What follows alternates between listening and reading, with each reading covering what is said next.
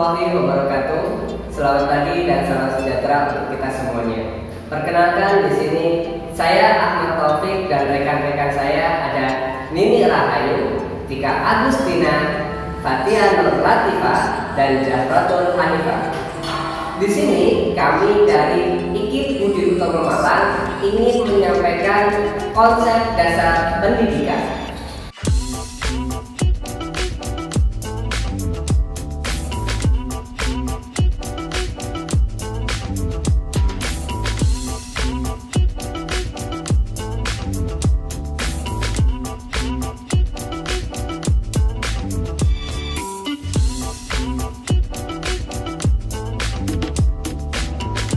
Fungsi pendidikan. Yang pertama, menanamkan keterampilan yang diperlukan untuk ikut ambil bagian dalam demokrasi. Yang kedua, mengembangkan bakat yang dimiliki oleh setiap orang demi kepentingan pribadi dan masyarakat. Yang ketiga, mempersiapkan anggota masyarakat untuk dapat mencari nafkah. Yang keempat, melestarikan budaya. Yang kelima, mengurangi pengendalian orang tua.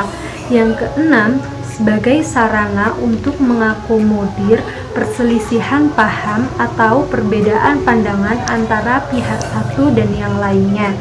Yang ketujuh, menjaga sistem kelas sosial. Yang kedelapan, pendidikan sekolah dianggap mampu memperpanjang masa remaja seseorang karena peserta didik dianggap masih bergantung secara psikologis dan finansial orang tua.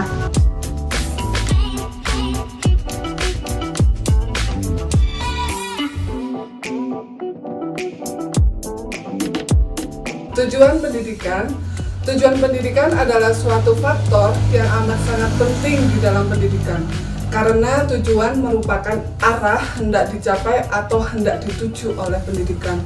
Begitu juga dengan penyelenggaraan pendidikan yang tidak dapat dilepaskan dari sebuah tujuan yang hendak dicapainya. Ada 4 macam tujuan pendidikan yang tingkatan dan luasnya berlainan, yaitu tujuan pendidikan atau pendidikan nasional, tujuan institusional, tujuan kurikuler, dan tujuan instruksional. 1. Tujuan umum pendidikan nasional. Tujuan umum atau pendidikan nasional, tujuan pendidikan ini merupakan tingkatan yang tertinggi. Pada tujuan ini digambarkan harapan masyarakat atau negara tentang ciri-ciri seorang manusia yang dihasilkan proses pendidikan atau manusia yang terdidik. Adapun yang dimaksud dengan tujuan pendidikan nasional adalah tujuan umum yang hendak dicapai oleh seluruh bangsa Indonesia dan merupakan rumusan kualifikasi terbentuknya setiap warga negara yang dicita-citakan bersama. 2. Tujuan institusional.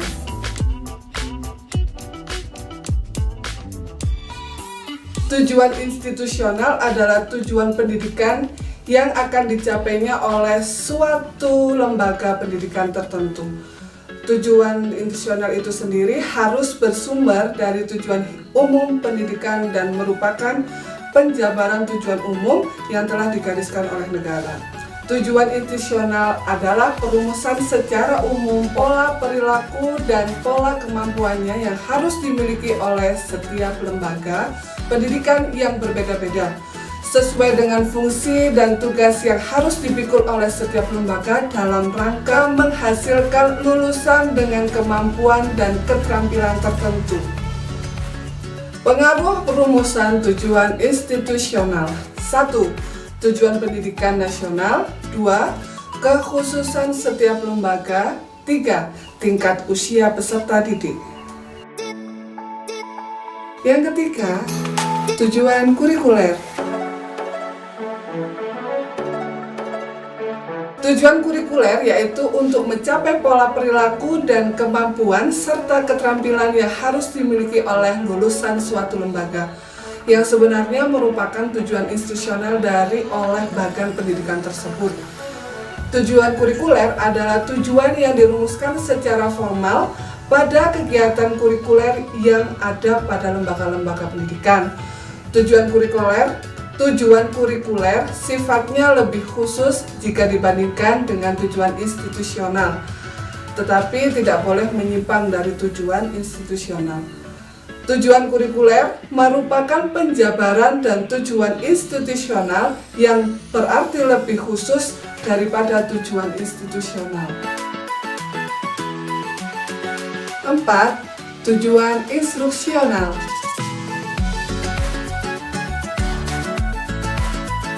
Tujuan instruksional adalah rumusan secara terperinci apa saja yang harus dikuasai oleh siswa dan anak didik sesudah melewati kegiatan instruksional yang bersangkutan dan berhasil. Tujuan instruksional merupakan tujuan yang hendak dicapai setelah selesai proses belajar mengajar atau program pengajaran.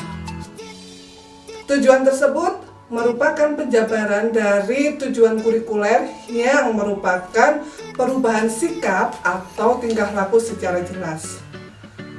Tujuan instruksional dapat dibagi menjadi dua. Yang pertama, tujuan instruksional umum atau TIU dan tujuan instruksional khusus atau TIK. Dalam merumuskan tujuan-tujuan instruksional ini, terlebih-lebih tujuan instruksional khusus harus berorientasi pada peserta didik atau kepada output oriented. Tujuan instruksional akan mempengaruhi pemilihan materi, metode, strategi, dan lainnya demi mencapai tujuan instruksional yang telah dirumuskan. Secara umum, pendidikan harus mampu menghasilkan manusia sebagai individu dan anggota masyarakat yang sehat dan cerdas dengan kepribadian kuat, religius, dan menjunjung tinggi budaya luhur. Kesadaran demokrasi dalam kehidupan bermasyarakat, berbangsa, dan bernegara. Kesadaran moral hukum yang tinggi dan kehidupan yang makmur dan sejahtera.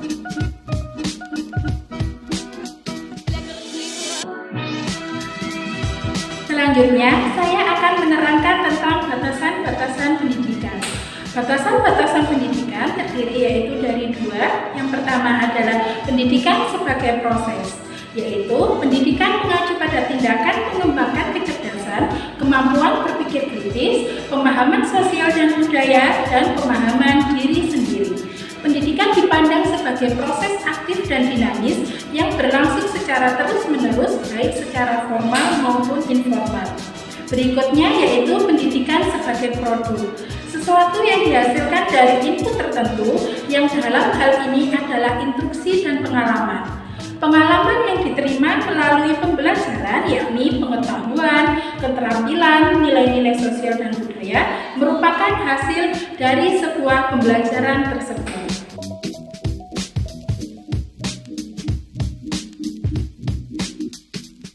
Batasan-batasan pendidikan menurut fungsinya. Batasan-batasan pendidikan menurut fungsinya dibagi menjadi beberapa bagian, yaitu 1. Proses transformasi budaya. 2. Proses pembentukan pribadi. Proses menyiapkan warga negara. 4. Proses menyiapkan tenaga kerja. 5. Definisi pendidikan menurut GBHN.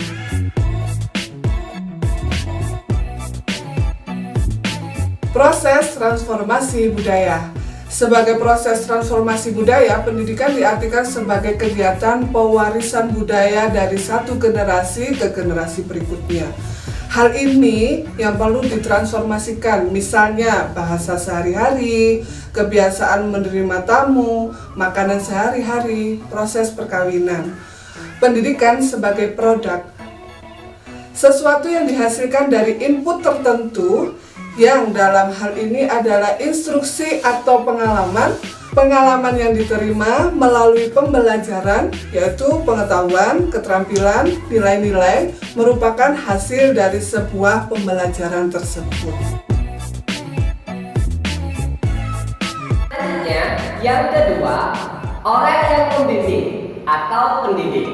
Pendidik adalah orang yang bertanggung jawab terhadap pelaksanaan pendidikan dengan sasarannya adalah peserta didik.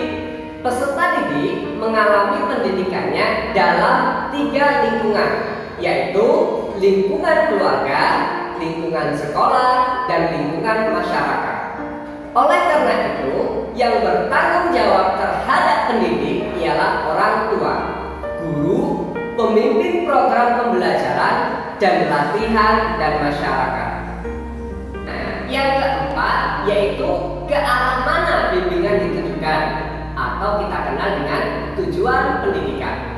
Yang kelima yaitu pengaruh yang diberikan dalam bimbingan atau materi pendidikan yang diberikan kepada peserta didik itu. Selanjutnya yang keenam yaitu cara yang digunakan dalam bimbingan atau alat dan metode yang digunakan untuk menyampaikan materi terhadap peserta didik. Dan yang terakhir adalah tempat di mana peristiwa bimbingan berlangsung atau lingkungan pendidikan. Jadi kesimpulannya, konsep dasar pendidikan berisi tentang fungsi pendidikan, tujuan pendidikan, batasan-batasan pendidikan, dan juga unsur-unsur pendidikan. Tujuannya adalah untuk memuat gambaran tentang nilai-nilai yang baik, luhur, pantas, benar, dan indah untuk kehidupan. Pendidikan harus berkontribusi untuk menyelesaikan pengembangan setiap orang. Semua orang di masa kecil dan juga remaja harus menerima pendidikan yang melengkapi mereka untuk mengembangkan bakat dan pengetahuan mereka. Pendidikan dapat didapatkan baik dari keluarga, sekolah, maupun lingkungan masyarakat